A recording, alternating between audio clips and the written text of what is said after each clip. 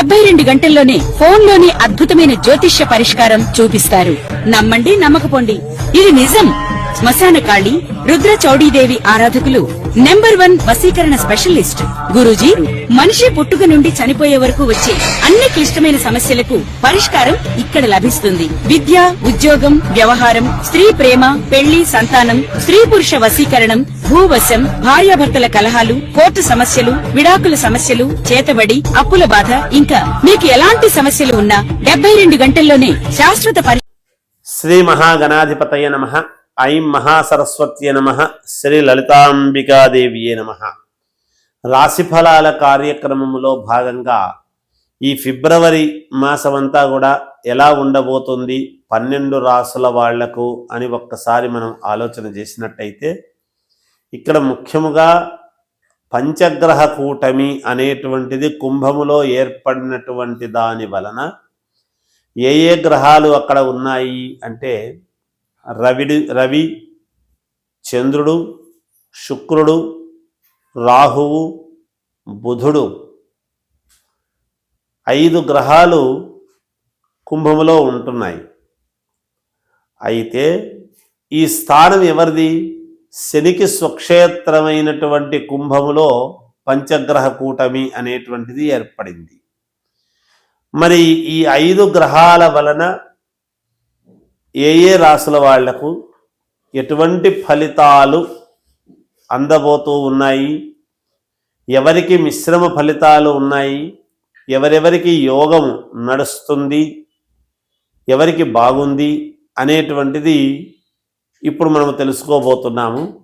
సరే, ఎలాగో మార్చిలో మనకు ఉగాది పండుగ అనేటువంటిది పంచాంగము చెప్పుకోబోతాం. కానీ మరి ఏ నెలకు ఆ నెలకు సంబంధించినటువంటివి అడిగినప్పుడు కొంచెము ఈ నెలంతా కూడా ఎలా ఉంది అంతవరకు అని తెలుసుకోవాలి అనేటువంటి ఉత్సుకతతో, కోరికతో అడుగుతున్నప్పుడు మరి అందరికీ తెలియజెప్పాల్సినటువంటి బాధ్యత ఉంది. కాబట్టి ఎవరెవరికి ఎలా ఉంది ఏమిటి అనేటువంటి విషయానికి వద్దాం. ఈ పంచగ్రహ కూటమి వలన ఎలాంటి యోగాలు ఉండబోతూ ఉన్నాయి, ఈ పంచగ్రహ కూటమి మళ్ళీ గ్రహాలు మార్పు వీటి వలన ఎలా ఉండబోతుంది అనేది ఇప్పుడు నేను సవివరముగా అన్ని రాసుల వాళ్లకు తెలియజేస్తాను. వృశ్చిక రాశి వారికి ఈ ఫిబ్రవరి మాసము అంతా కూడా ఎలా ఉంది అంటే మిశ్రమ ఫలితాలు గోచరిస్తున్నాయి అనేటువంటిది తెలుస్తూ ఉన్నది. ఇక్కడ పంచగ్రహ కూటమి అనేటువంటిది కుంభంలో ఏర్పడినటువంటి దాని వలన, కుంభరాశిలో ఏర్పడిన దాని వలన ఈ వృశ్చిక రాశి వాళ్లకు ఏదైనా మాట్లాడేటప్పుడు జాగ్రత్తగా మాట్లాడాల్సినటువంటి అవసరము ఉంటుంది. సరిగ్గా మీరు మాట్లాడే దాని వల్ల దగ్గరి వరకు వచ్చినటువంటివి వాయిదాలు పడేసుకునేటువంటి పరిస్థితులు గోచరిస్తున్నాయి. కనుక నోరు మంచి అయితే ఊరు మంచి అవుతుంది అనేటువంటి దృక్పథముతో మేలు జరగాలి అంటే తప్పకుండా మీరు కొంచెం జాగ్రత్తగా ఆచితూచి సందర్భాన్ని బట్టి అక్కడ విషయాన్ని బట్టి మీరు మాట్లాడితే బాగుంటుంది. మీ తెలివితేటలు, మీకు పని చేసుకునేటువంటి విధానము, మీరు గ్రాస్పింగ్ పవరు, ఏదైనా సూక్ష్మగ్రాహ్యత ఇవన్నీ ఎన్ని ఉండినా మీరు వేసేటువంటి ప్రతి అడుగు కూడా జాగ్రత్తగా వేయాలి అనేటువంటిది తెలుస్తూ ఉన్నది. అంతేకాకుండా ఏదైనా ప్రయాణాలు చేయాలి అని అనుకున్నప్పుడు ఈ మాసము ప్రయాణము చేయకుండా ఉంటే మంచిది. కొత్త కొత్త ప్రయత్నాలు ఏమీ వద్దు, పాత ప్రయత్నాలు చేసుకోండి, మేలు జరుగుతుంది. డబ్బు ఎక్కడైనా రావాల్సిన చోట ఉంటే జాగ్రత్తగా అడగండి. ఎంత కోపం వచ్చినా తమాయించుకోండి.